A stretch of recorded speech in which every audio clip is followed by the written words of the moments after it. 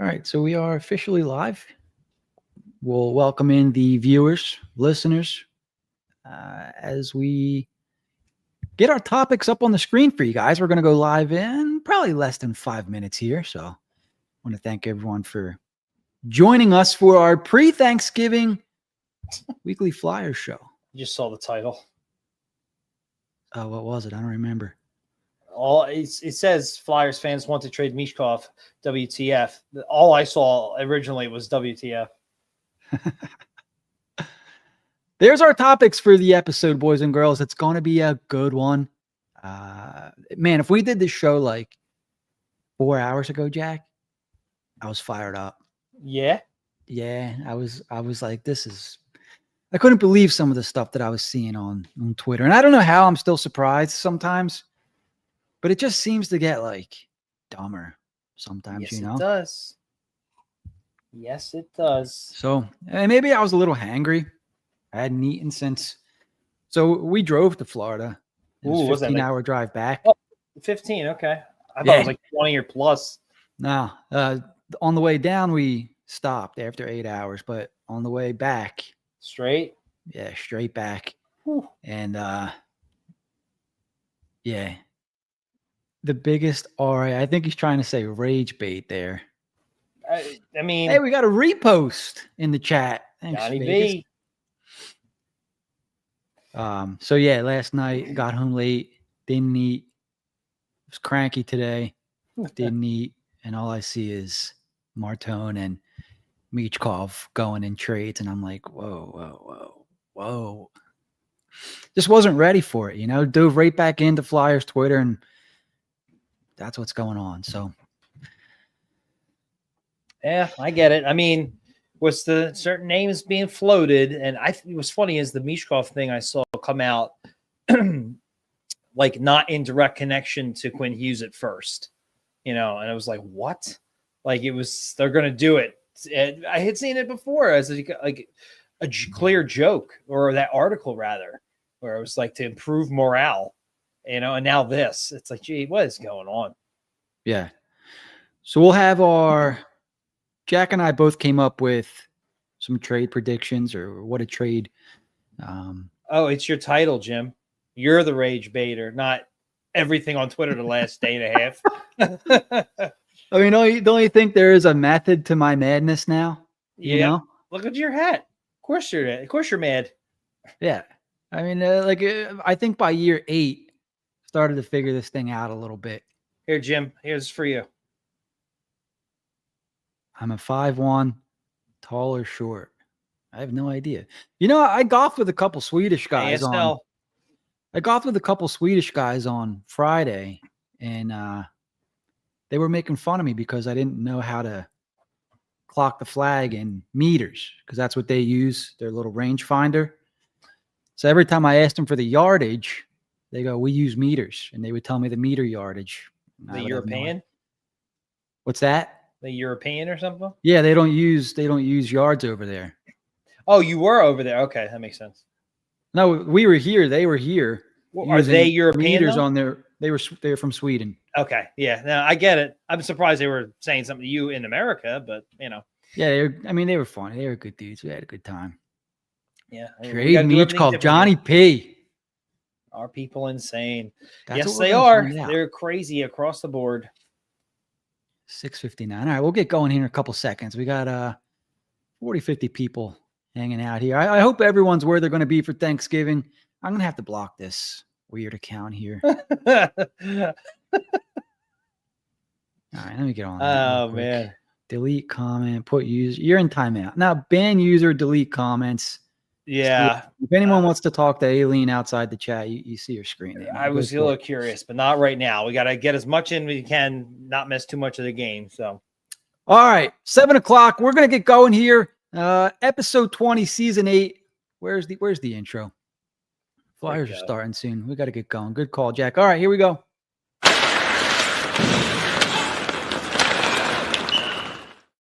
What's up, you beauties? Welcome back to another episode of HW Hockey. I'm joined, as always, by Jack. We have a lot to talk about tonight. If you're watching on YouTube, please make sure to hit that subscribe and like button. Our goal for the episode is 50 likes. Help us on our quest for 2,000 subscribers by hitting that subscribe. If you're watching on Twitter, Twitch, if you're on there, head over to YouTube. Give us a like, give us a subscribe. We really appreciate it. Once again, our like goal is 50 for the episode. If you're listening to us as a podcast, Apple Podcast, Spotify, or really anywhere where you listen to your podcasts, but those are the preferred platforms. All right, Jack, we're not going to waste any time tonight. It is a Flyers night. We're a little late this week. I got back from vacation a little late last night, so we had to do a Wednesday show. Just so happens the Flyers play the Panthers tonight. So let's get rocking and rolling here. This way we can get back and watch the game with you guys. So as you can see, first topic tonight, Flyers are 11-7-3, just over the 20-game mark. So they're just about a quarter through the season, Jack. It's funny because they are over 500, hockey 500 by 4 games. I think they're fourth in the division in points percentage, tied fourth with the Penguins. But it doesn't feel like it, does it? No, a lot of that, though, I think is the outrage from the fans, honestly, mostly on X. And I mean, I looked at tonight's game. I was kind of like, how's Florida doing? Obviously, they have a ton of injuries and whatnot to the major players. And we're like ahead of them in the standings, And it's like, oh, man, that's the 2-time defending Cup champs. I know they have their injuries, but, and I look at the Flyers and the way that everything is around the team and how boring they play and the lack of offense in most games, particularly the last one, you would think that they were at the bottom of the league. But no, they're I think they're in the playoff spot right now or just out of it. I'm not sure. I think if they win a game, they hop 2 teams or something like that. Like everything's still tight. So they're right there in the thick of it. And around Thanksgiving is where you hope to be in the playoffs. You may be there come March is typically how it goes. You're about a quarter of the way through the season. I know there's a lot not to like, but, they are, at least for now, keeping their head above water. Yeah, and look, it's a weird thing because the record is decent. There's a lot of season left. There's a lot of runway left.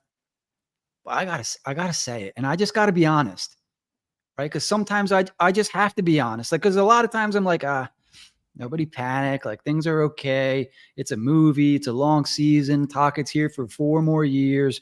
Like let him get his system implemented. But dude, this team sucks to watch. Like they're not, and I know they scored 3 goals in 26 seconds the other night against the Devils, who once again are a fraud team. They'll be top of the division, and once the playoffs come around or they play a playoff team, get smacked in the mouth. So any New Jersey fans listening, if you disagree, feel free to let me know there. But dude, they're just so tough to watch some nights. And I think back to the first game of the year. You remember the excitement that you had for the new season, new coach. Michkov's back for year 2. You got your Forsters, your Tippett's, all your Konechny's, all these guys that can put the puck in the net. And dude, it's like watching paint dry most nights.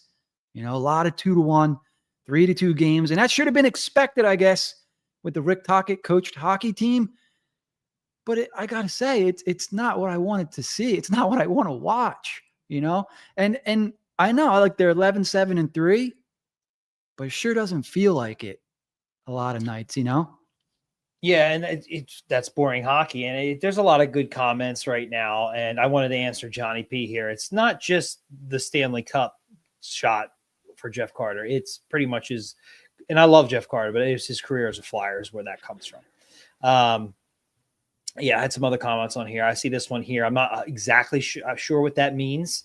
Michkov is not the player who people think he is. I think this year – I think he's starting to come out of it a little bit. Like, the breakaway he had on Saturday, nobody near him, where I think earlier in the season, somebody might catch up to him. They're young guys. They're young kids. And I think that's like a message through this whole season, this young season. And I understand some of the veterans, a lot of hate towards Konechny, and rightfully so. He's got some points, but he's missing wide open nets. He's not really getting under skin of the opposing team like we're used to. It's not like completely not doing it, but not at the level he used to do things to get the entire team going. I'm not seeing a whole lot of that. I really wonder where this team would be had they just stuck with everybody they had last year. No Zegras, no Vladar, not even a Dvorak. I mean, I think they probably would be a bottom of the barrel team. But like, you got young guys still developing. It's a brand new system, and no matter what anybody says, it's going to, I believe it takes like up to 30 games or more, according to the coaches. They asked Tocchet, I believe, his first year in Vancouver, what was such a success and how the team understood things right away. He was hired the previous season, got like 30 games under their belt, had an off season and a preseason, and then they came out and they looked pretty good. You know, I think that is underrated, understanding the system. Now, at the end of the day, no matter what happens, you may not like the system, and if it stays like this, I get it. It's boring hockey. But I do think we need to understand that this is a process. This whole thing is a process, top to bottom. It's going to take time. And people aren't ready for that. They've had enough waiting. They're done. They were told we're turning a corner. I think that was more of a philosophy thing, and it's a little different in practice. But it's going to take time. It's not going to snap your fingers and happen overnight. I can't think of very many new coaches that just step in and the team's gangbusters, unless it's like the same system or, you know, something like that. This is different. It's going to be different. It's going to take time. And I think I just see anything this team does, you know, it's on Twitter and it's being criticized, you know, whether it's Tocchet, whether it's Michkov, whoever, to connect me, whoever. It's like, my God, man, like even if we were really good this year or better than we expected, not really good. Like, what's the ultimate goal? You think they're going to like make a playoff run or something? Like, they're not that team. They're not there yet. I get it. We want them to win, but they're not there yet. It's a process. Like, I think people need to pump the brakes, relax, and calm down. Yes, we want to see certain individual players play well. The only thing that I'm keeping an eye on is the overall system for Tocchet, because I don't like boring hockey. I'm hoping it's a combination of, like, let's look at the Tampa Bay game. You know, that was one of the worst, most boring games I'd seen all season. And there's a couple like that. At the same time, the Flyers had no energy. There was no energy in that game for the Flyers. It wasn't just the system. There was no energy.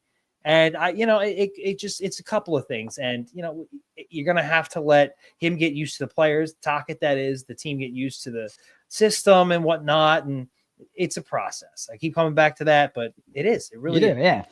Dude, so for me, I think back to the summer.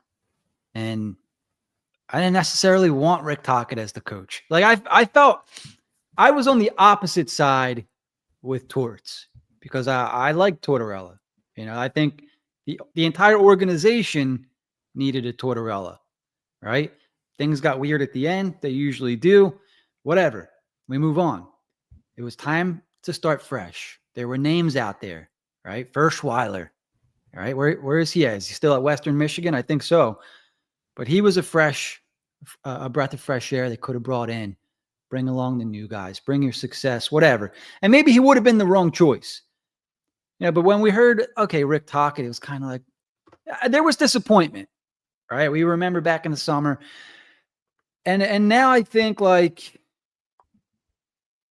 you know, man, we're only 20 games in, you know. We got 4.5 more years. They signed him to a 5-year deal, right? Uh-huh. I'm like, is he going to make 4.5 years? This is tough to watch. Like, they have offensive players, right? I'm thinking of, the same guys that we mention every week. Zegras, Tippett, Forster, Konechny. Like, they have a lot of guys that can put the puck in the net. But they're winning games 2-1, 3-2. They have to go to overtime. They have to go to shootouts. Now, there are some guys that are playing better. Cam York comes to mind. You know, they mentioned him in the summer, like they want to see more offense out of York. All right, we're seeing some. I think he's got 10 points in 14, 15 games, something like that. Certain players are coming along. Brink looked good for a little bit there. Drysdale looked good for a little bit there. But they have a forward group, in my opinion. And look, I know wingers need centers, and that's something the Flyers lack, right? Because I'm sure we'll talk about Couturier at some point. Noah Cates is not exactly the prototypical top 6 guy, but he's looked okay. they have guys that can score, at least on paper. Something's just not adding up. Like, why put a team of guys that can put the puck in the net and play this style? I don't know. These guys know way more than either of us combined, but it's just I think I was expecting, like, I would rather have fun than, like, only one team can win a Stanley Cup every year, right? And it's not going to be the Flyers this year, and probably not next year. So I want to enjoy watching the games. I'm not. They're boring. They're not fun. So I'm a little disappointed, I guess, is where this is all coming from.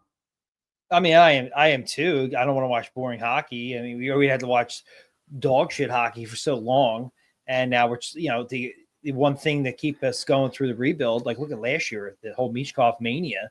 Was that stuff, the prospects, and the Devils game was fun, but like I think we're seeing more games. They take forever to score goals. They didn't bother on Monday. They're almost always getting scored. I think the last 9 straight games, they got scored on first. And it's almost always in the first period. Like, I hate that stuff. That's some of that slow start stuff reminds me of the Drew Voracek era towards the end there. And, I just, that stuff is infuriating. But I'm telling I don't know what else to say besides you have an imperfect team. You have a new head coach. Like, you're trying to develop and win at the same time with a new guy at the helm. It's not going to just work right away. Like, it's not. And it's going to take more games that people, I think most people will be, oh, let's take 10 or 12 games. It's like, it's not. It's going to take way more than that. It wouldn't surprise me if it took half the season or more. And in the meantime, all things considered, they're not, I mean, the standings are pretty tight, but they're not that bad. And it sucks to sit through slogfests, especially a team like Tampa. Like, you look how wide open the game was against the Devils. And Tampa it's like, they just like, yeah, we're not going to do that. And they just grind you in the dust. And he just completely shut you down. Some of that stuff that happens to young teams, like another team like Tampa, who's been a top tier league for how long now? They're going to know how to play these games. They're going to know how to beat you in a multitude of ways. And we're not going to play wide open hockey with them. We're going to grind them into dust, which is essentially what they did. The Flyers had no energy, and it's easy to say certain things and you're not necessarily wrong, but like, it's a process. I hate to keep saying that, but it's going to take time. It's going to take more patience. And I don't honestly know. And I get what you're saying, Jim, about having it be fun. So I'll take that out of it. I thought the system be a little bit better than that. And I'm not a fan of the dump and chase. I like it as almost like a last resort, not a plan. I'm not big on giving up possession, especially in today's game. But like, I don't know what people expected. Like, if they don't sign Vladar, where are they? How bad is the season? Because nobody saw that signing was like, oh, wow, we're set. Like, that's a great point. I mean, that's a great point, Jack. Super lucky. I mean, Zegras we kind of expected to be good. Maybe not this good, but good. But without Vladar, it's Urson and who? And what are they doing? Like, holy cow. Well, that I guess that's a great point. Without a goalie, where is this team? They're bottom 5 without a doubt. And for that to happen, in my opinion, like, there's talent on the roster. For them to look the way they do, like, some of these games they're winning 2-1, 3-2, whatever it is, they could easily be losing 5-2, for whatever. But yeah, Vladar, that's a great point. That's something to keep an eye on if the offense never comes around throughout this season. How many wins does Vladar save for the Flyers? Great point. Something to keep an eye on. They could very well be bottom of the division, bottom of the Eastern Conference. So I don't want this to be all doom and gloom, though. I mean, ultimately, since we last talked, they went 2-1. Yeah, like I think you had them losing to the Blues and maybe beating the Devils, and I had them sneaking by the Blues and losing to the Devils, and they beat both of those teams. Yeah, yeah, and they looked real good against the Devils. I will say about Vladar, though, Devils could have got back into that game. He had to look sharp, and I think that goes unnoticed because they were up so much so early. But and then I think the Tampa took one game. It brings everybody back down to earth. This is going to happen with this team. They're not there. They don't have the talent. And yes, a lot of it's the system as well. It's not going to be fun, unfortunately. And I hoped that we went through the Torts years to teach the team the defensive responsibility and whatnot. Their defense is a lot better, to then when it was time to turn the corner, taking that from the team itself and start winning, they would have that in the back of their mind, but the goal scoring, the offense, and maybe it's just going to be a little more of a slog. And I hope they come out of it. I don't know how boring Vancouver was to watch when they were winning. I truly don't. I don't watch West Coast teams that often.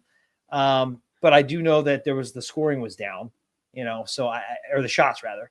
So who knows? Ultimately, we'll see. But I'm not hitting any panic buttons. I'm not freaking out. I'm certainly not willing to trade Michkov just because. If you want to talk about another potential trade later, sure. But just because it's just dumb. It's just stupid.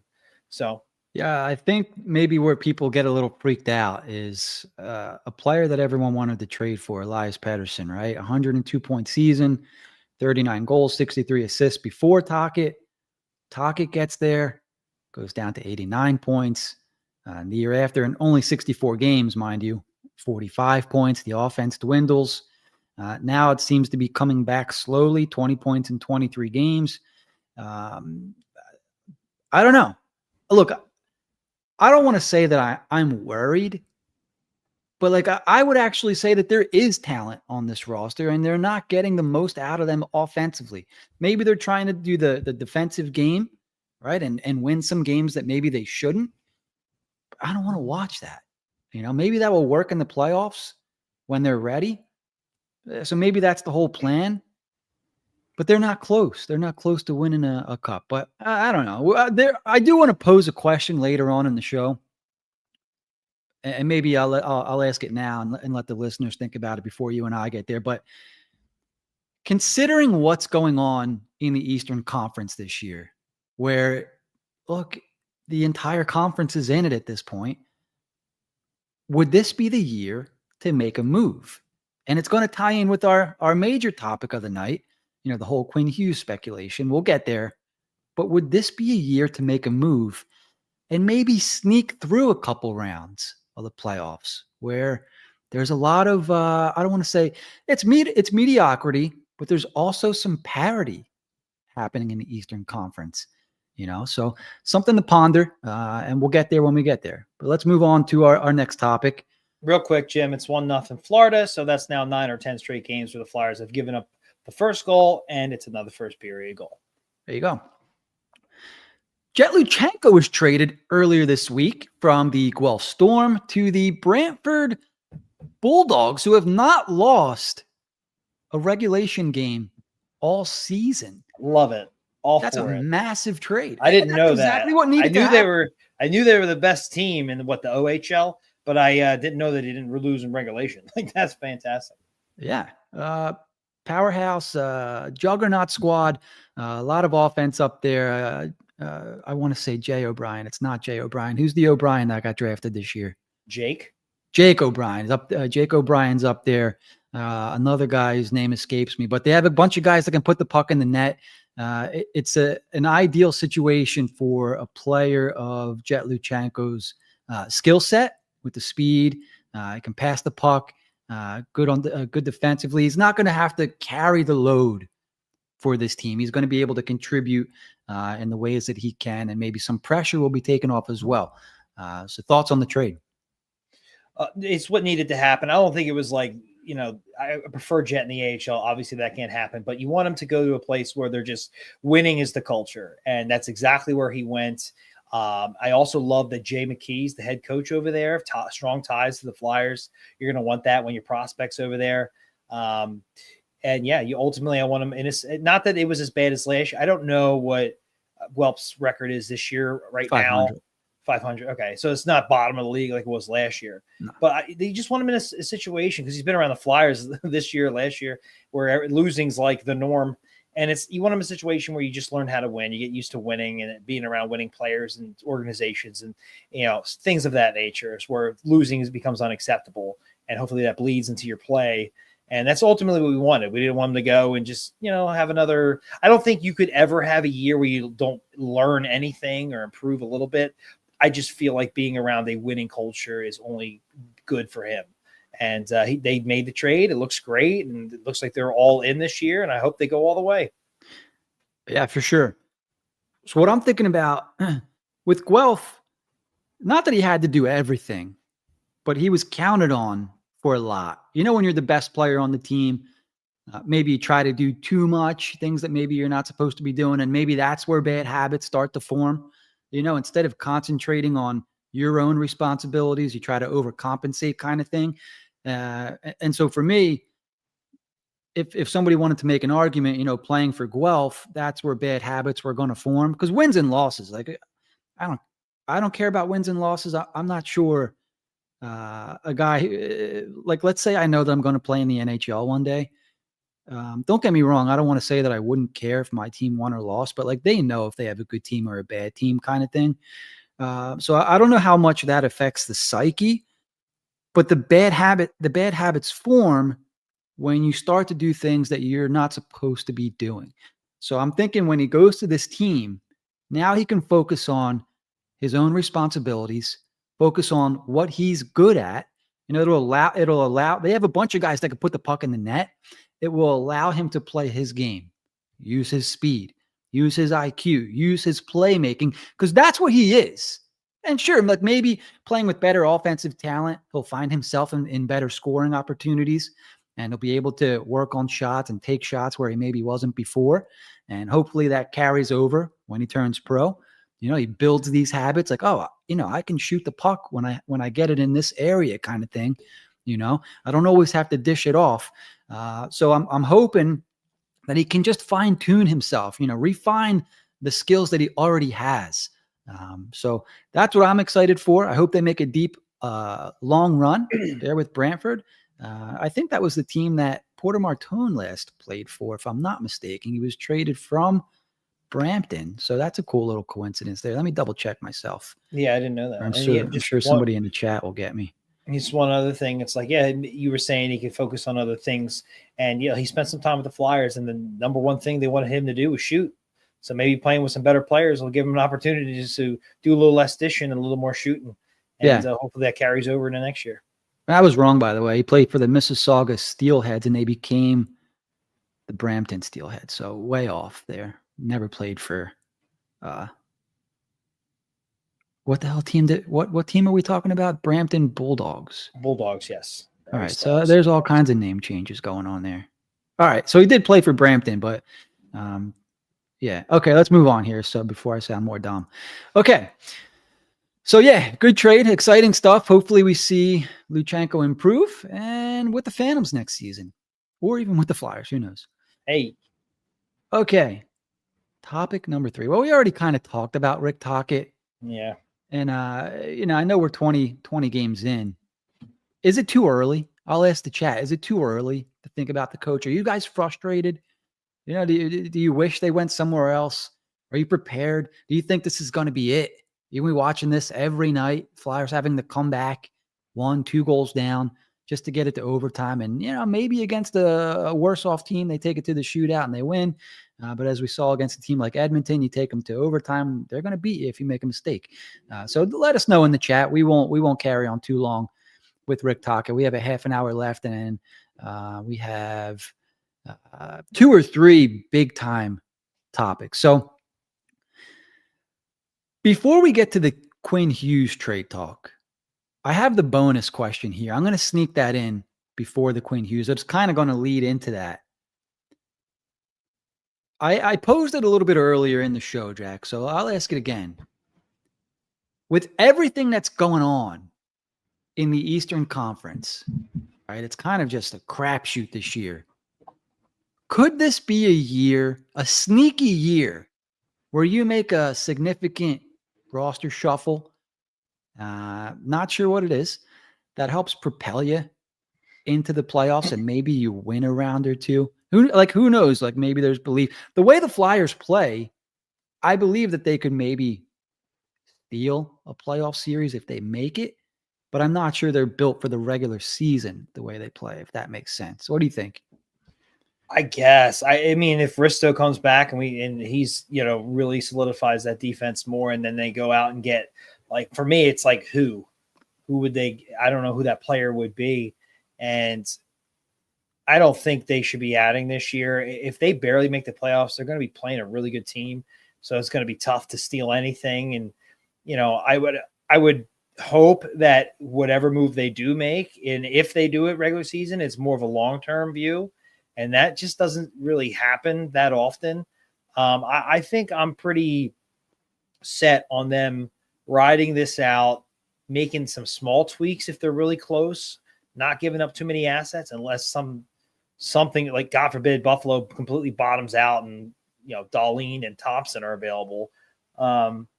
Same with Vancouver, but there's a little caveat to the Vancouver contracts. So is it possible? Sure. I don't think it happens. I don't think they're looking for that. I think the offseason, even before July 1 is, or the draft, I think that's when the time for the trade would be, if the right person's available. Yeah. And even after everything that I said that I was complaining about with Tocchet, I just wonder if they're like 7, 8 seed and there's an opportunity towards the trade deadline to move up into, like, I don't know, 4, 5, 6 seed. Do they do something? Because they still have to get Ristolainen back here. Right. I think if they were in that position, they may make a small move. Like right now, apparently they're looking for bottom 6 center depth. I think that's about what they would do. I don't see anything significant. I don't see giving up a first-round pick for a rental. I don't think there's any rental outside of a low-level guy who costs you a 4th-round pick or something. I don't see anything like that happening. Maybe if there's a long-term solution, that we can discuss that, but I don't think to do anything in the short term to maybe steal around. I think them just making the playoffs is enough for them to, in their eyes, attract free agents, attract somebody in a trade who would want to sign long-term to show they're moving in the right direction. I think that's all they're looking for this year. Yeah, I would be interested to see. Like maybe, I don't know, you head into the season and you're like, wow, this conference is not as strong as maybe originally thought. I don't know. Who knows if something's out there? But that's interesting about the depth, right? Did that piss you off when you heard that, Jack, that the Flyers were looking for a depth center? At first, I had to think about it. Obels really isn't it, and it's more solid. The 4th line is like one of the worst in hockey. Garnet Hathaway is just aching to be benched. Like he's got, you see his stat line? You see Hathaway's stat line? I didn't. 0 goals, 0 assists, 0 points. I think he's got 1 block shot, 0 shots on goal. Like he was overpaid as a 4th liner, and we loved him to like make that 4th line worth a damn. And they're nothing. Like even when Grabenkin scored, it was not on the 4th line. It was with other players who were out there. Abels managed to get one. I think he was about to be sent down, and then he scores. I think that was against the Blues. It's like they're just horrific. I understand that. I kind of get it now for just solidifying your bottom pair to kind of make you somewhat competitive this season. At first, I'm like, oh my God, they should be big fish hunting this bottom pair stuff. And I was like, then I thought about it. I was like, yeah, I guess they could use a solidifying force down there, and they really can't move Dvorak down there like we thought at the beginning of the season could be, because they need him elsewhere. So I kind of get it. I don't want to give up anything legitimate, but I thought about it. I was like, okay, yeah, I guess they got to at least be making calls. You wouldn't be doing your job if you're not, because the 4th line's been that bad. It's completely ineffective. They have a better record with Delorier in the lineup. Like they're like 7-2-1 with Delorier in the lineup. Like that's wild. What are you saying, Jack? What are you saying there? Are you a big Delorier guy? I'm saying they shouldn't be. They should be better with the guys like Hathaway and whoever they're looking at, and the guys who actually play offense and don't just punch people in the face. Yeah, I'm curious what the 4th line's being asked to do, because offense as a whole is down for the team. Interesting. When I heard they're looking for a depth center, my first thought was a guy like Ryan Poehling. I mean, there's something to that. And it's because, like, while they're still going through the rebuild, they said they're not going to be subtracting, yada yada. They should still be looking for players that they can, what's the word? Make reclamation project type guys, right? Because there's teams out there that need bottom six guys, like the Flyers right now, but they're not going to overpay for these guys. But maybe turn them into a guy who's serviceable. And then you go out and find a team that has a Trevor Zegras, is he still point per game? Yeah, I think he's over. I think he's like a point over. It's like 20 and 19 or something like that. Yeah, no, Paling would be perfect. Unfortunately, we're just not there yet where it matters all that much. And I understand if they could pick a guy up off waivers or throw him a BS prospect, kind of like that Dennis Gilbert for that big guy trade, like something like that. That doesn't affect you long term, doesn't cost you any assets. Something low end. I don't know if that trade exists. They might have to get up a little bit more, but I understand to salvage a little bit of the season, which is supposed to be developmental. So you don't want to just throw out a line that's not effective at all this year. And you want to get Garnet Hathaway going a little bit to do what he usually does. And I don't know if he's a guy you want to keep around and you're looking at flipping him, but right now, what's he worth? He's done nothing. He's got like 5 hits. That's it. Like from the season. I remember having that in a game. Like, I don't know what's going on the fourth line, but it ain't pretty. I know that he came out with a new beer over the summer. I meant to try it. I did. I'm wondering if maybe he was trying it a little too often instead of getting ready for the season kind of thing. Yeah, maybe. How old is he now? We thought he was kind of, we were surprised they brought him back for the extension he got, but he was good, so we didn't think anything of it. Maybe he's just hitting that point. I don't know. Maybe he needs a reset. They are human after all. It's disappointing to see because the fourth line was always something you could rely on. Maybe Paling was a lot more important to his game than we realized. So who knows? Could be. Or maybe Tortorella was. That too. Tony Escar, go. Thank you so much. Tony comments here, gentlemen, with a $5 super chat. We appreciate you, Tony. Very much. Gentlemen, it's the one and only Tony Escargo. I see you on Twitter every once in a while. I'm here to say that if Michkov gets traded, Tony goes with him. End of story. God bless. Well, let's hope not, just so we don't lose Tony.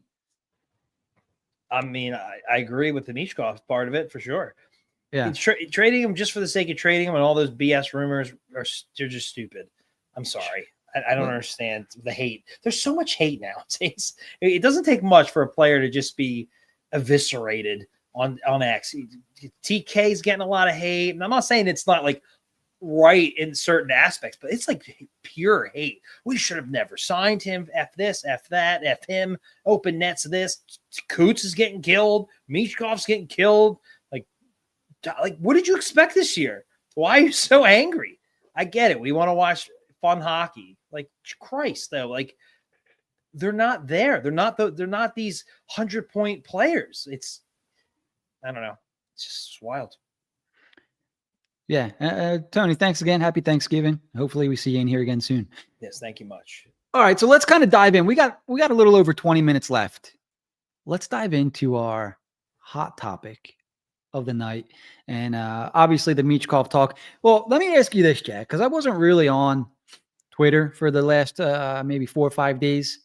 And I really spent time on there today or this morning for the first time in a while.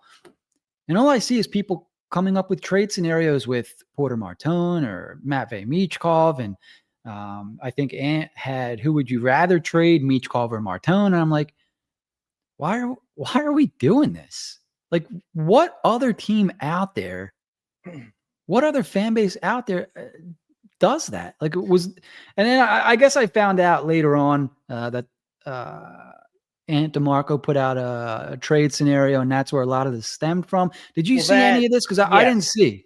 Yeah, that it was also combined with Vancouver coming out and basically saying we're essentially sending out feelers on what the league feels about our veteran players. They did say veteran players, how they feel about our veteran players. Like, they're about to go into, like, I don't know about fire sale, but they are going to move on for some players, and they're seeing how the league feels about certain players.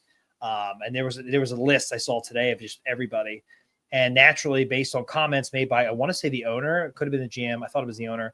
I feel like a year and a half ago about Quinn Hughes expressing interest in playing with his brothers. That kind of comment that came out of nowhere. We're like, whoa, what's that about? So then those rumors sparked up. It sounds like they could go into a full rebuild with how bad things are, how bad the locker room has been. You know, Pedersen's got the points, but they're at the bottom. I think they're the third worst team right now based on points.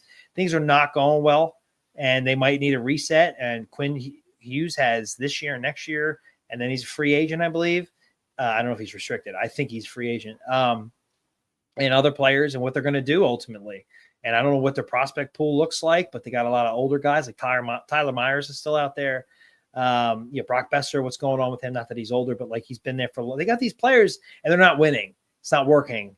And I don't know if Demko's hurt again or not, but whatever reset they did from the BS from last year when they had to move on from JT Miller and obviously Tocchet left them hanging, it has not worked. It has not worked. And maybe there's something there for that. And so speculation is running rampant, mainly about Quinn Hughes because he could be out.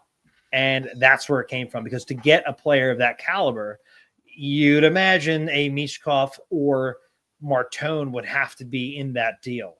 And I understand that. So that's kind of where that came from. It's like, look, if he's truly available and he's willing to sign long-term with the Flyers, not go to the Devils, would you make the deal? And who would you rather have in the deal? That's kind of where all that came from. It's ramping up big. Frank Zaravelli had come out on several different podcasts and talked about the potential of that and how it's not just good. It can't just be Jersey. There was a list of teams most likely Quinn Hughes would go to. The Flyers were listed third on that list with Jersey obviously number one. And Flyers were third on that list. And they got the Tocchet connection. They obviously need superstar players. That's all in the last 2 days where all this kind of stemmed from. All right. So I guess there's, I don't want to say legitimate link, but people are having they're linking Tocchet and I guess he was kind of close with Quinn Hughes out there. So maybe if the Devils fall apart, maybe the Flyers will be considered. It's, an hour and a half, 2 hours down the turnpike there. From Newark or wherever the hell. So, okay, maybe the Flyers make sense. Knowing that a player is going to leave or wants out, what team in the right mind would give up one or two of their best prospects and one's already in the NHL? That doesn't happen. Does it?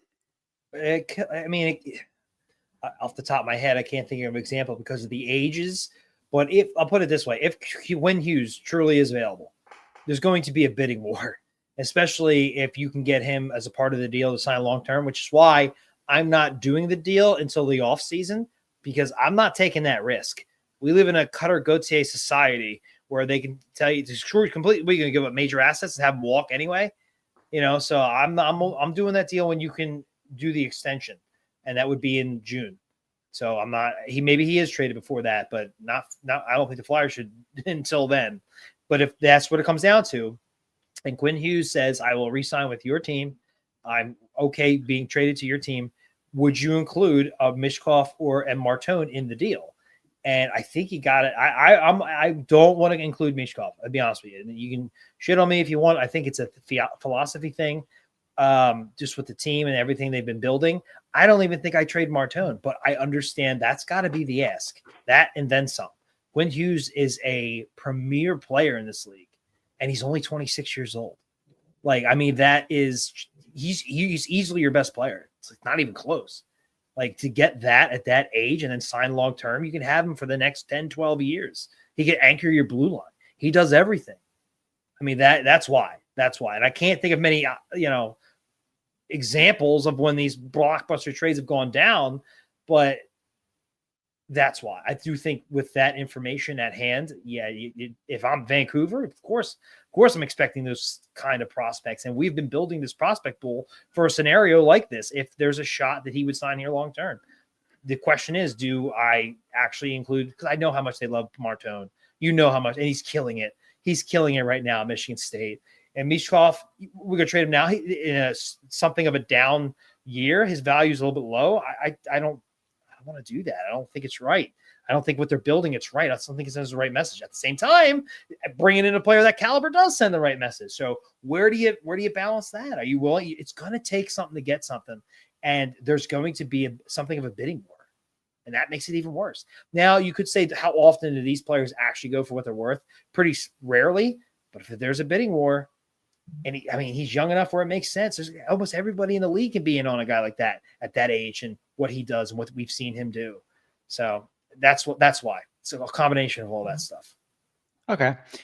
Well, Jack and I put together trade scenarios. So, it's for fun. If you guys want to roast us in the chat, feel free. We could take it.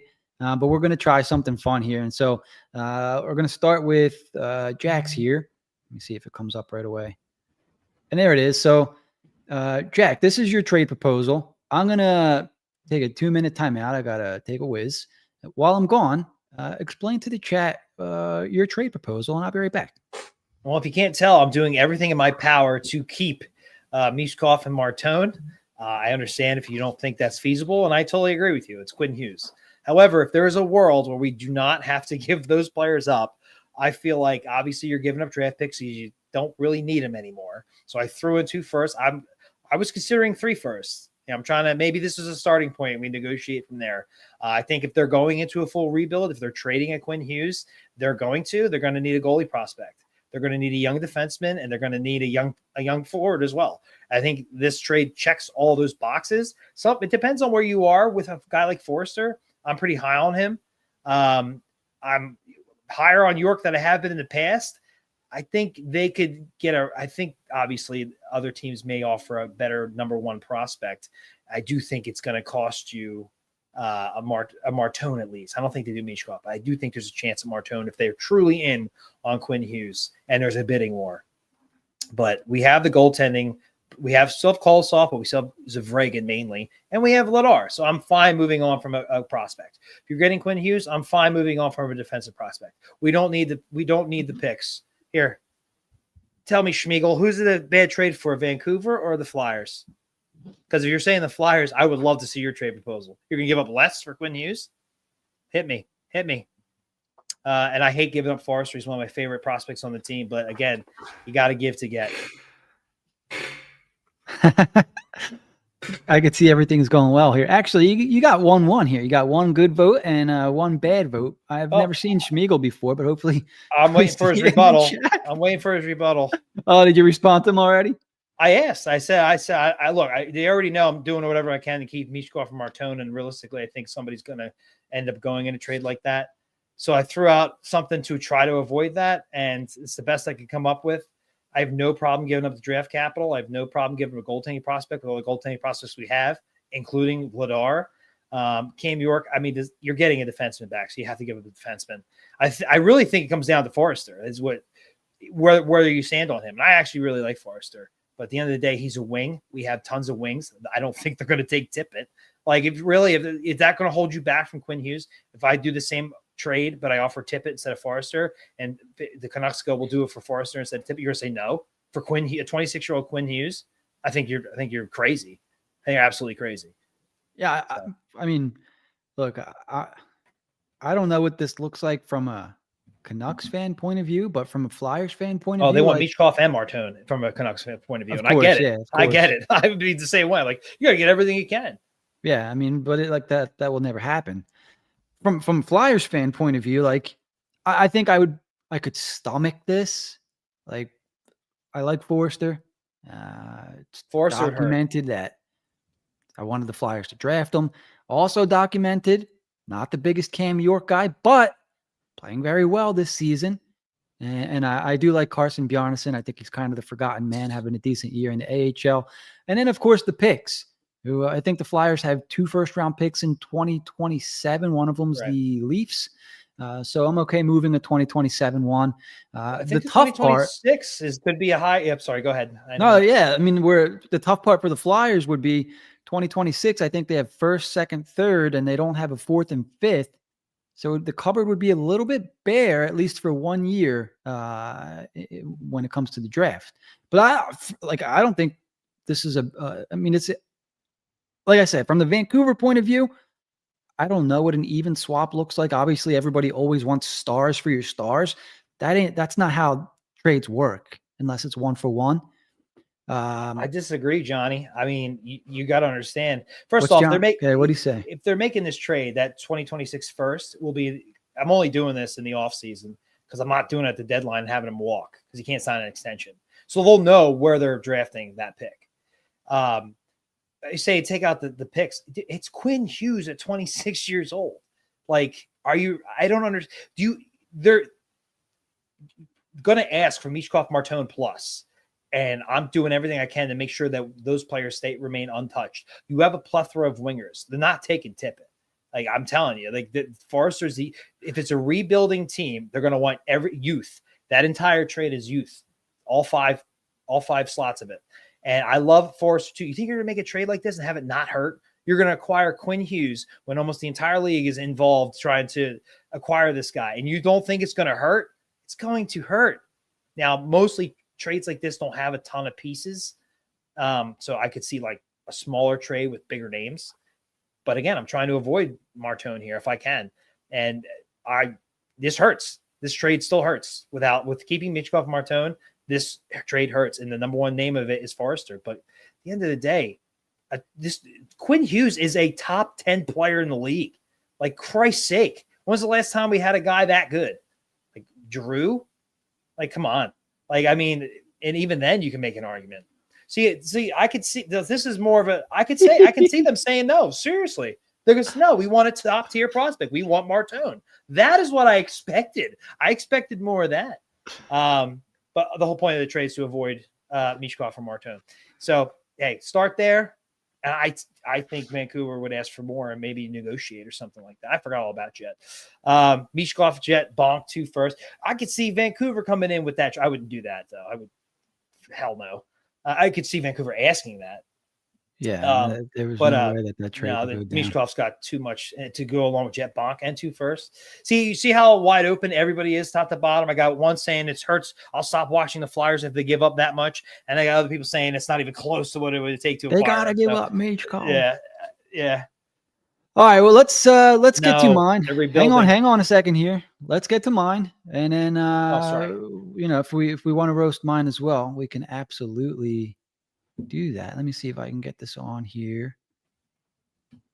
I mean, I didn't think you didn't even get it that bad, Jack. Let's see it. Let's see if I'm going to get it here. And I don't mind being roasted. So could be true. Give me your worst. All right, here we go. Hit him. We saw Jack's. Here's Jim's. So I kind of modeled mine after yours, Jack. As you can see, there's a forward, a defenseman, a goalie, and then I left the picks. So I guess where we could argue or where the chat can talk is players. And so I included Konechny. Isn't he cousins with Brock Besser? Something like that. Yeah, I think it is cousins. So sending him home to be with his cousin, right? He's still top 6, top line winger. I checked out Vancouver's roster, and not the strongest team at wing. They signed guys like Evander Kane, and I know Garland's a little shorter, but both are on their last year their deals, and they're Bo Horvat, thank you, yes, both are on the last year of their deals. Evander Kane plays a gritty style game, right? He's not going to be here after the year. So maybe Konechny's brought in to replace that. He's got that nice long contract. Now, I know he is 28, but he's not like an old 28. And things are a little weird for him right now with the Flyers, right? Like, is that fair to say? Like, yeah, sure, he's almost point per game, but it's been a weird season for him. He's got a lot of empty net goals. We expect more from TK, a little bit more bite, a little bit more fire.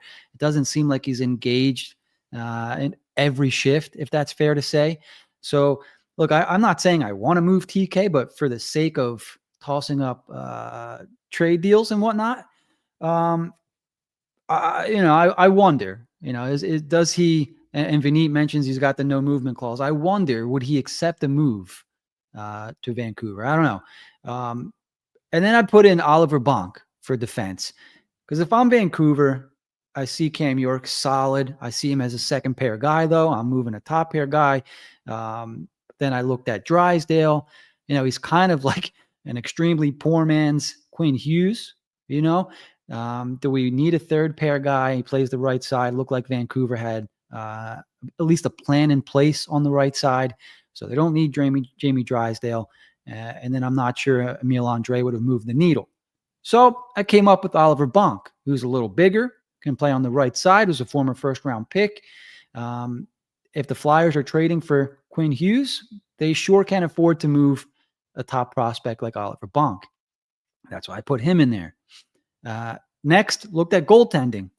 I think in your trade, you had Bjarnason in there, who they would probably prefer over Sam Ersson prospect-wise.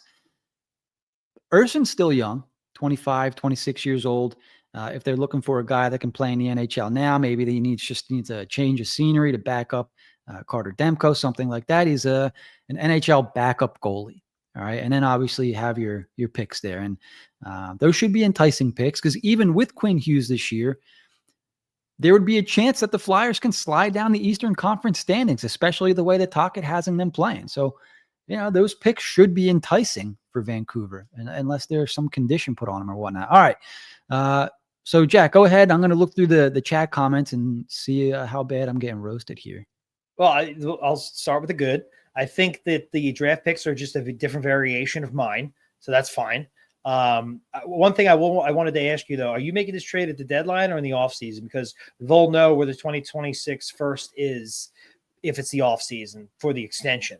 But if you're just staying today, then there is risk. Yeah, good question. I didn't really think about that. So whatever makes more sense there, I guess. Yeah. Bonk's a decent prospect. They're going to want to get, if you're moving on from Quinn Hughes, this is my thing. If you're trading Quinn Hughes and you're not trading him in some kind of wild deal where you're getting a stud for stud deal, which I can't even think of it, like a deal like that. If you're just trading him, I think you're signifying a rebuild. So to me, that kind of, it's good for the draft picks and Bonk, but that kind of takes away from Travis Konechny. I don't think that fits their plans. I don't think he's waiving his no trade clause, but say you talked him into it. There's too many question marks there. I think that's a lot of cap as well. I think they would want relief, if anything, to maybe make some other moves.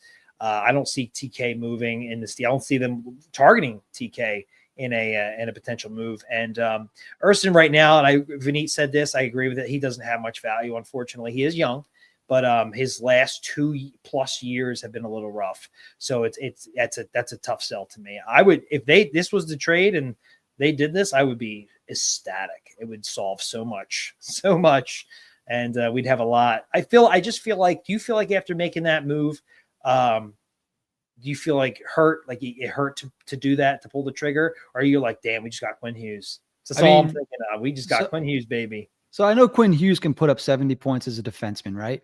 Mm-hmm.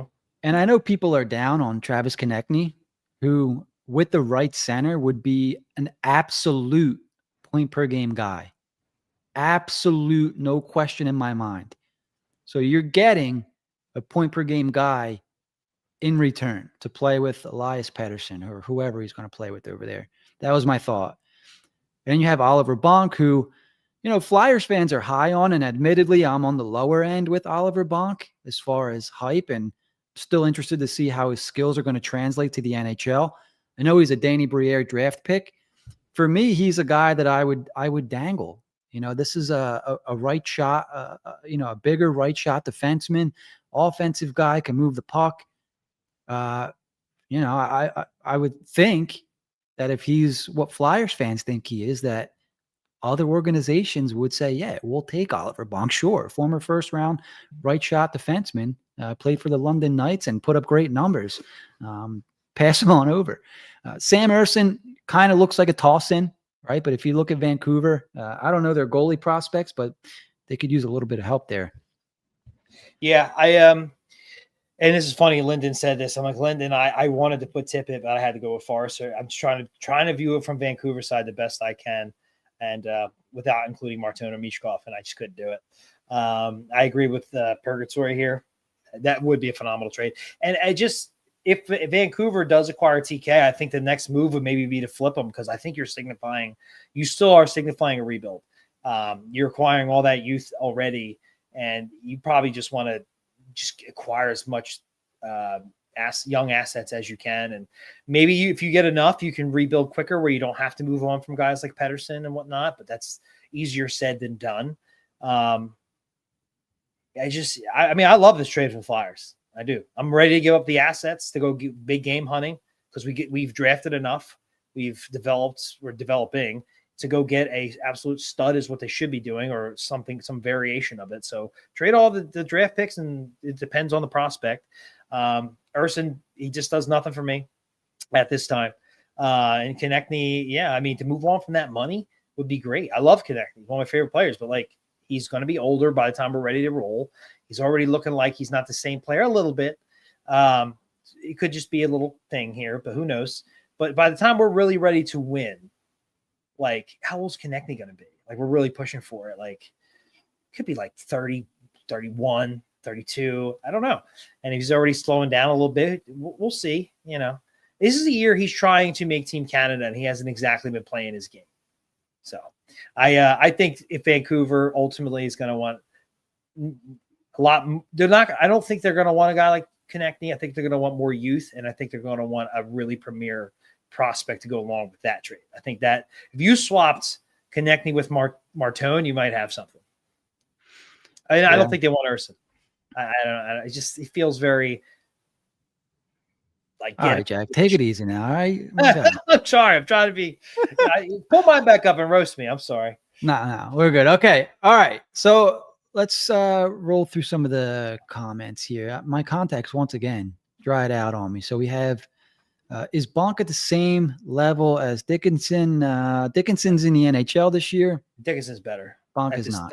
Bonk, he's hurt, obviously, but without that, Dickinson, he was the guy I wanted. We got sniped. Like, he was right before our pick. That's who I wanted. This is the first time I've seen Michael Rivelli in the chat. Yeah, we know. All right, Michael, feel free to submit yours. We'll put it up on the screen there and talk about it. We're just having fun. We want to look. We're cool getting roasted. We encourage roasting. So bring it on. But also put your trades in the chat. Yeah, I called out some hater of mine. I never saw him again. Demko already on the injured list. Yeah, that's kind of why I popped Urson in there. But he's hurt every other week, anyways. I am very much on that, Vineet. I'm doing everything I can to keep Martone and Michkov, and I'm also keeping an eye on Buffalo. Yeah, they've already explained. They've already said, and I think Darlene signed 5 years, so you don't have to worry about him walking or anything. That's who I want. Same. Nothing against Quinn Hughes. He's great. Like you said, I haven't really watched a lot of them, but Darlene's the guy that I would want personally. Yeah. I don't know. There's just something. There's something about Quinn Hughes that just doesn't feel quite right. You know what I mean? And maybe it's the brother factor. Do you know what I mean? Like, maybe eventually he would ask for a trade or something weird. Like, there's something that I'm not quite comfortable with. That's why I'm not making that trade without an extension. Yeah. When it comes to Quinn Hughes, I don't trust them. I don't trust these players today. They do whatever they want. They go wherever they want. They'll throw a fit and get their way. So you got to be careful. Oh, see, that's enticing there from Michael. Let's put that on the screen. We got to give up Martone and Jet. Martone, Jet, 2026 first round pick. I think that would get it done. That's a lot. That's hefty. That's the top end prospect in Martone. He's killing it right now. Plus Jet, plus a 2026 first. It's enticing. To lose Martone. That's why I'm like, keep Martone. I'll give you York, Forrester, and more draft picks. But I get it. If I'm Vancouver, maybe I want the higher end prospect. It depends on their ask. And it's definitely something that makes you think, right? Oh, yeah, for sure. Because you don't know. He looks good now. It's college. And I love him. I know they love him. That's why I don't think I see them trading him realistically. Well, he will be a monster. And if you're going to, you got to be okay with that, And then I think Jet Luchanko will be a solid NHLer. Look, if you put Luchanko, when he's ready to go, if you put him on this roster, he may have 50 plus assists a season, 60 plus assists a season, the way that he can skate and distribute. He's a smart hockey player. And is he the prototypical 1C? No. But I think he could play 1C on this team who, the Flyers have a couple guys that can shoot the puck. They don't have a lot of speed down the middle. They're probably one of the slower teams down the middle. So that would be something to think about. Like, these guys aren't on the roster, so it's not like they're helping the team now. But I don't want to trade Martone, and I don't want to trade Michkov. And to get Hughes, the Flyers have a lot of ammunition that I don't think they would need to trade either one. I think Forster was the right name. It still hurts, still stings. I didn't want to copy your trade, but he's like an all-around winger. He's responsible defensively. Can he score 30 goals? I think so, but I think he'll get there. I do. Yeah. And it's tough. And look, if you're Vancouver, you have to ask for the moon. So maybe we come in with Jim's trade. They counter with Mike's trade here, and we agree on my trade, and we all leave happy. We call it. I was waiting for something like this. Can you put that last one on the school here? Yeah, yeah. Let's do that one. Do that in a heartbeat. Tip it, bump Andre in a first round pick. Who says no? Yeah, probably those are my favorite ones. Yeah, and look, I like Andre. I like bump. I could care less about Tippett. I don't hate him, but he's the guy I'm trading when you have to move a wing. And the picks are the picks. Well, that's like, and no disrespect, old school, because I did ask for you guys to put your trades in the chat there, but that's like, who do we like the least, or who can we live without the most? And let's give them all away. Hey, look, if you're the Flyers, and as long as they don't hang up the phone, got to start. You don't want to give them your best offer. You don't want to start with your best offer. Got to start somewhere in the middle and negotiate. Well, it's going to sting. It's going to sting, though. Vinny, we missed you in here. We were talking about you a week or two ago. Some of the questions or some of the, I don't know if you put this one up already, Jack. I'm sorry. Where? So Vinny poses the question: which small defense do you remember dominating the NHL playoffs in the last 15 years, other than Makar? And Vinny, maybe you can clarify for me. I think you had a comment above that. There is that a knock, like saying that you would prefer a 6'3" Rasmus Dahlin, or are you saying that Quinn Hughes can dominate a playoff like Makar? I did go back and check his playoff numbers. A lot of assists. I'm sure a lot of them, on the power play, secondary assists. Yeah, Quinn Hughes. It's a shame because 2 years ago, they were right there with Edmonton Game 7, and they lost. And you see how good Edmonton is. And it's been all downhill from there. But they were looking like they were going to be a team to stay, man. I mean, Quinn Hughes, he's a good player. I understand what we're talking about here, but it's like we just need studs. And if the one's available, you got to get them and figure the rest out later. I'm holding out for Dahlin. I mean, I would prefer Dahlin as well. But what if they never do that because it's Buffalo? Although I would also rather negotiate with Buffalo than Vancouver. Buffalo makes dumb moves all the time. So, but if that happens, and the if part, it's like, do you pass on this? Look, give them your best offer. And if they want Michkov or Martone, maybe bow out. Yeah. And then it's like, well, look, we'll put our eggs in another basket. Hopefully that's Buffalo. They're going to get shit. The Flyers are going to get shit regardless if he gets moved elsewhere and they didn't get it. And then the report of what was offered on the table comes out or whatever. He'll end up going to Jersey, and what Jersey gives up, it'll be like, oh, well, we could have matched that with this, and this. And it's like, well, Vancouver kind of had their hands tied a little bit there, right? Like he wanted to go to Jersey. They wanted to do best by the player kind of thing, blah, blah, blah. Like New Jersey's going to be negotiating with themselves kind of thing, not negotiating, but what's the word? Yeah, negotiating. They're going to be trying to top their own offers. They usually say bidding against themselves. That's it, right? So I don't know. And maybe Vancouver uses a team like the Flyers said, well, the Flyers are ponying up this, and this. Can you beat that? And of course, New Jersey is going to feel pressure to bring all the brothers together. So they'll find a way to get it done, I'm sure. And, as a Flyers fan, I don't want that to happen. Would it be cool for the league to have three brothers playing on one team? Yeah, I think it would be cool. Having said that, if I'm going to go after a guy and I'm going to make a splash and, I'm really going to empty the cupboard a little bit, I need to go get the ideal guy that I want. Yeah, Quinn Hughes, top 5D, top 3D, no shade whatsoever. But we need some size, man. We need size. We need playmaking ability. We need defense. We need the total package. And that's what I'd be looking for a top pair workhorse defenseman. And that would be Rasmus Dahlin for me. How do you think that bidding war would go? I mean, you're giving up Martone in that one, at least. Then some. I mean, unless Buffalo's hands are truly tied, but then every team in the league is going to want to talk to him. Yeah, let's talk, man. I mean, I would open the doors. Like it would, like something would happen there where it'd be like, damn, we got rid of that guy or we did this, Still not sure that it would have to be. Like, I don't know that he would have to be Michkov Martone. I don't know. But I would give up Martone. A lot. I don't think Michkov. I don't think they would move Michkov. I think they might consider Martone. But I would empty the covers, like you said. Figure out 1C some other way. Yeah. Because get a guy like that.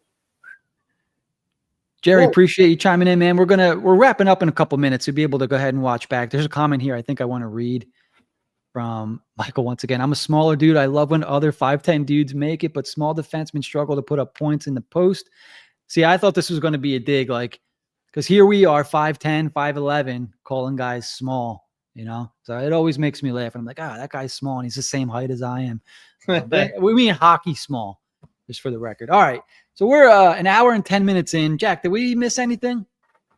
I don't think so. We talked about you talked about the trade. We talked about. I think that's everything that happened. Phantoms continuing to kill it. Could make some trading some of these prospects feel a little bit better. Like when Kyrou maybe making a case. Oh my God, this guy, he's been on an absolute tear. Give me a second, because I didn't check, but I think he's still like over a point per game since he joined the Phantoms. 13 points. I'm sorry, this is Jordan Kyrou, Winnie Christian. But what a trade! Yeah, like why did Dallas? Was he just not getting a roll down there or something? Change of scenery. Yeah, he was a down year last year. Only played 36 games. Kudos to Snowden, man. Only played in 4 games this year. For the Texas Stars. Was traded 3 goals, 9 assists in 10 games with the Phantoms. That's wild. Who got something cooking down there? They got some. Look, Bump, Barkey, Kyrou. Like, my God, man, it's good to see. And what's their record? They're like what, top 5 team? Similar to the Flyers now. Okay. I haven't checked the standings. Down to earth a little bit. Yeah, they had a run like a rougher week for their standards. I think they may have went 1-2 or 1-1-1, something like that. Where usually they were winning like 2 out of 3 games a week there for a little while. So yeah, I mean, Christian Kyrou, maybe he's 22 years old, so maybe he gets a call up at some point, like towards the end of the year. Maybe we got to look. He's going to make it. Could, if he continues this, and probably not just this year, could make somebody like Andre expendable for a. For a I love Andre, but the writing is still on the wall for him. Like, I know everyone's like, "Oh yeah, he's finally playing, and it's good for him," and it is.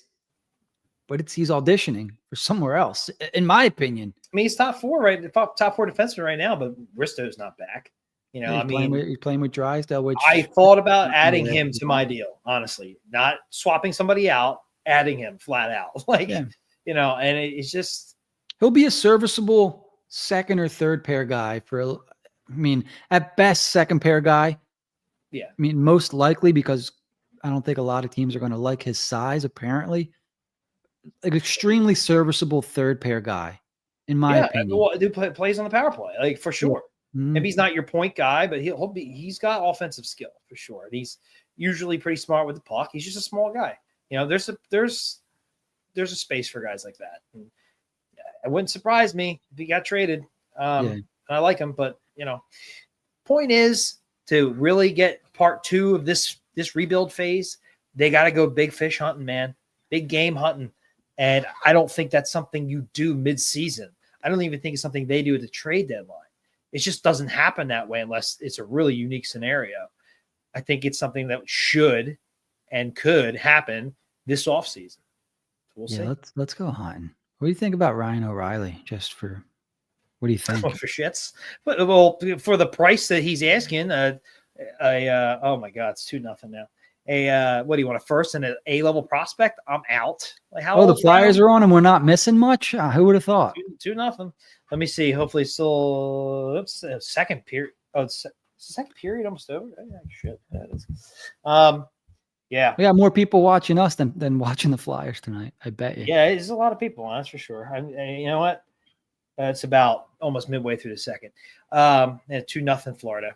What a shame. That's not good. It's good if you want the high draft. Oh yeah. They're not. How old's O'Reilly now? Like 36 or 34 or something like that. Yeah. Like, yeah, no. He's this. Just. So they wanted a first and an A prospect. Yeah, no. Even for a team competing, I'm not giving that up for him. He's having a rough season. Remember how hard he was on himself against the Flyers? He was like calling himself out. I had one good year in my career. Man, that was a shame. That was a tough watch. Yeah, I mean, poor guy. Just not no. So I don't know. There's something we'll have to monitor going forward. This is what we always imagined. Like, okay, the free agency, it's not there, dried up. They're going to have to acquire these guys through trade, and we have the assets to trade. Who is it going to be? When are they going to come available? And what's it going to cost? Wow. So real quick before we wrap up, I was reading this trade proposal from Linden. Did not expect to see to Detroit for Moritz Seider. I was expecting to see Quinn Hughes at the end of that. Yeah, I mean, I like Seider too. You know, I got him in fantasy, but it's part of Detroit's rebuild. He's not going anywhere. Man, that was a massive trade there. How's he doing this year, Seider? He's a big boy, Jim. You'd like him.